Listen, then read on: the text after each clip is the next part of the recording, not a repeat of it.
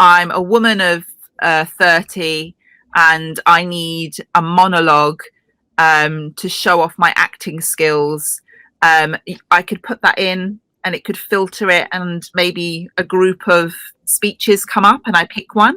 Maybe something like that, because that's one of the big Of course, struggles. this is one of the best idea, because you already told me that you are facing that issue, that you are Yes, not all getting the time. good Yeah. material from the other sources. So of course we can make this specific app.